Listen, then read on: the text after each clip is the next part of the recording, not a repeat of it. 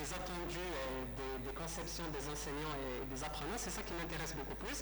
Je vais à chaque fois vous donner, concernant une notion particulière, la différence de sens, le décalage, le malentendu qui peut exister entre les enseignants et les apprenants. Commençons tout d'abord par la première notion qui revient assez souvent quand on dirige ou quand on examine des mémoires de master, c'est celle du plagiat. On pourrait dire qu'entre enseignants ici, le plagiat c'est évident, n'est-ce pas? Qu'est-ce que c'est que le plagiat? C'est évident, voyez-vous? Et quand j'ai posé la question à plusieurs enseignants, là je vais juste illustrer la conception qui domine, on pourrait trouver ceci, l'enseignant neuf qui dit je leur demande des références, de préférence de reformuler, ils doivent citer les auteurs même reformulés, c'est-à-dire dans le cas où l'étudiant reformule une citation quelconque, il est obligé, je dois dire évident, n'est-ce pas? C'est évident qu'ils doivent reformuler. Mais quand on interroge les étudiants, ce n'est pas si évident que ça. Remarquez bien ce que dit cet apprenant. Il dit que quand on cite, on copie les mots de l'auteur. D'accord? C'est-à-dire, quand il cite directement une citation classique, il vous dit que je cite le nom de l'auteur. Mais pas quand ce sont des mots à moi. Pourquoi je les cite? Il ne faut pas le faire, je reformule. Donc je fais l'effort de reformuler. Donc ça ne sert à rien de citer. Vous voyez un petit peu le décalage qu'il peut exister entre ce que penseraient les enseignants et ce que pensent les étudiants. La deuxième notion, c'est celle de la scientificité. Quand je pose la question aux enseignants, est-ce que le mémoire est un écrit scientifique? Ils répondent oui, c'est un écrit scientifique, n'est-ce pas? C'est un écrit scientifique et l'enseignant termine par cette formule qui m'amuse un petit peu. Tu sais bien, c'est-à-dire quand je suis enseignant, donc je dois partager la même signification. C'est quand ça répond aux normes des scientifiques. Quand je lui pose la question, qu'est-ce que vous entendez par scientifique? Il vous dit c'est quand ça répond aux normes scientifique. C'est évident. C'est le mot évident qui m'intéresse beaucoup plus, qui m'interpelle. Ça doit avoir une problématique, un cheminement transparent de la pensée, une explication, bien une explicitation des choix conceptuels et méthodologiques. On pourrait être d'accord avec cet enseignant. Il faut qu'il y ait une certaine transparence de la pensée pour que ça soit scientifique. Les étudiants ne disent pas la même chose. Déjà, on ne donne pas la même signification au même mot. Remarquez bien, pour toi, le mémoire c'est un écrit scientifique, il répond par non.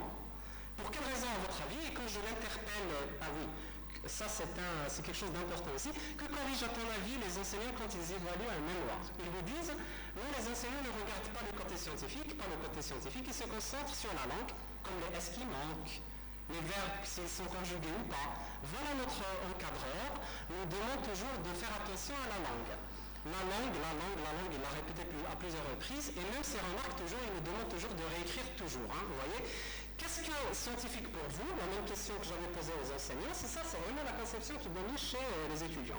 Scientifique, c'est les maths et tout, c'est médecine, informatique, les autres spécialités dites de sciences dures. Mais nous, c'est de la littérature. Vous voyez un petit peu le décalage qu'on pourrait avoir entre... Je termine avec un tout dernier point, je pense que ça va pour le temps.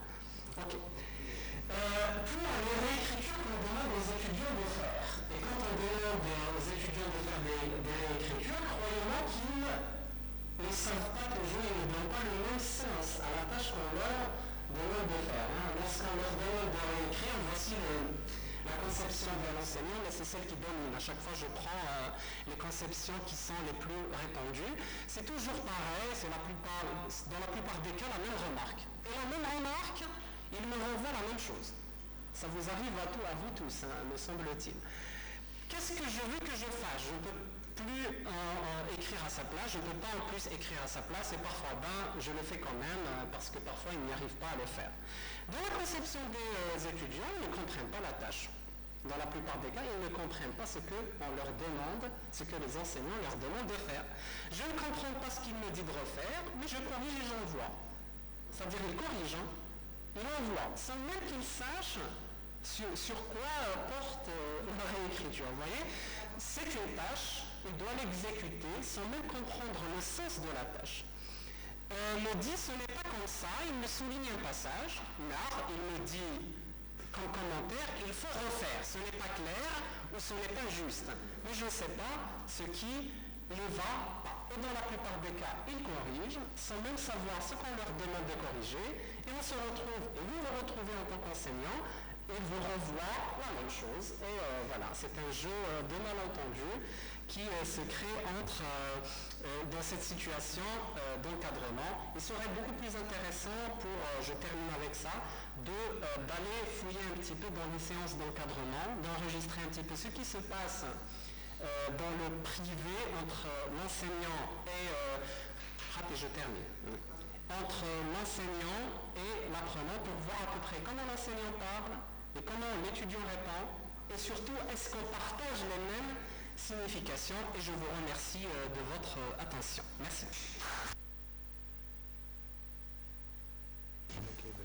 Nous remercions le Dr Barksahlo pour cette communication très très intéressante.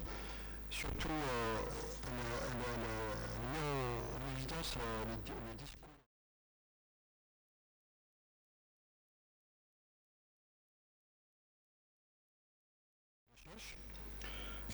Donc nous avons vu surtout les malentendus qui peuvent justement avoir lorsque justement les contenus, mais surtout les malentendus qui sont générés par rapport à l'imprécision des textes officiels qui ne déterminent pas justement la nature des contenus ou surtout plutôt je dirais même le profil de sortie par rapport à la rédaction des mémoires. Donc, sans tarder, je passe la parole au public. Bien sûr, si vous avez des questions, peut-être des éléments complémentaires par rapport aux deux communications.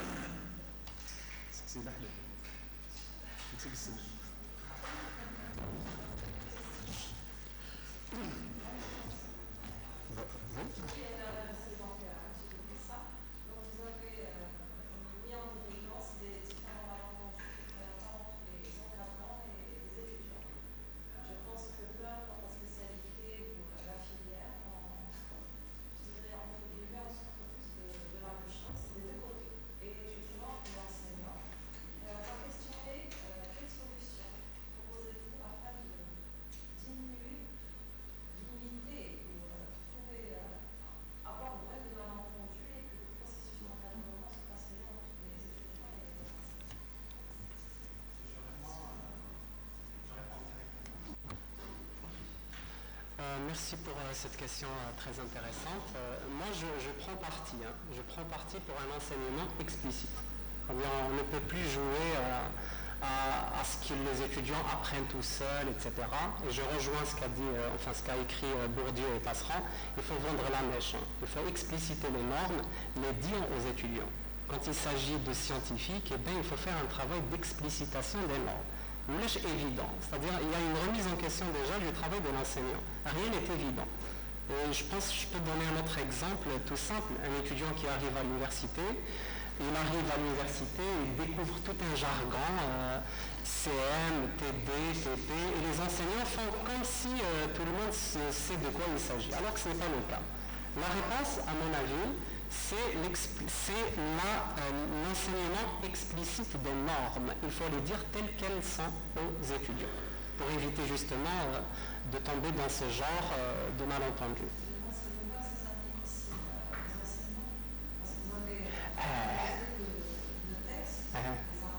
Oui.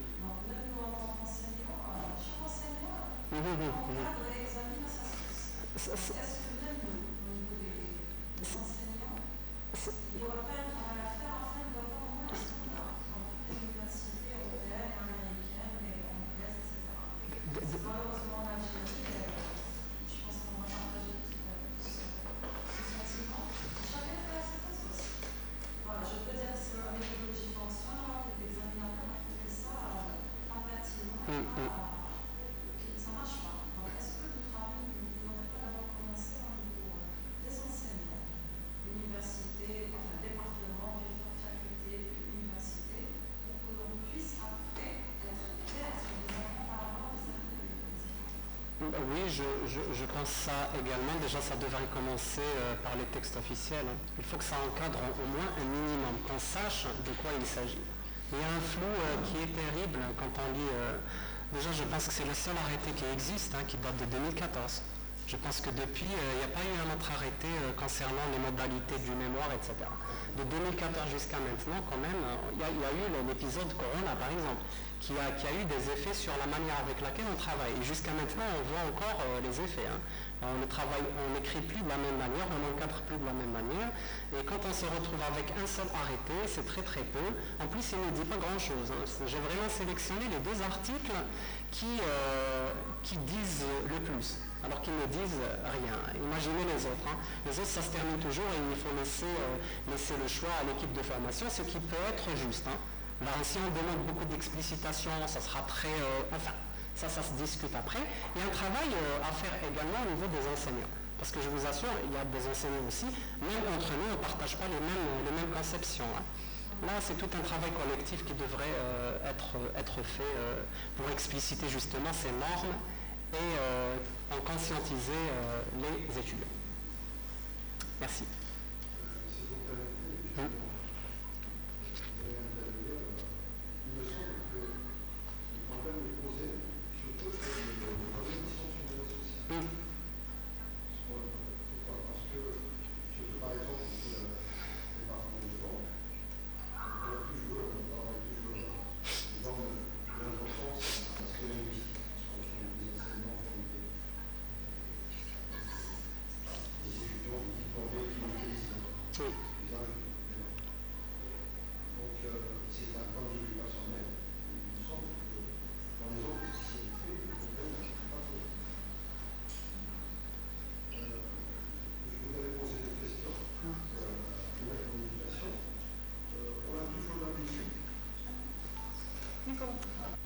On a toujours l'habitude de travailler sur des corpus, l'exemple du corpus économique,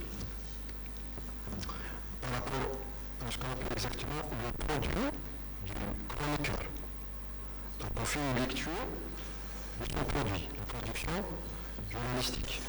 Mais ce qu'on oublie toujours, c'est la réception des lecteurs.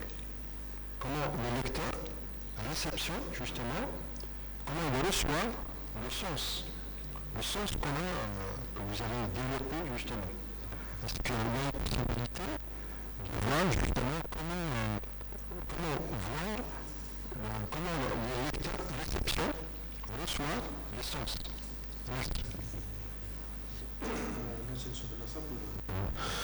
Cette question, donc, comment je répondre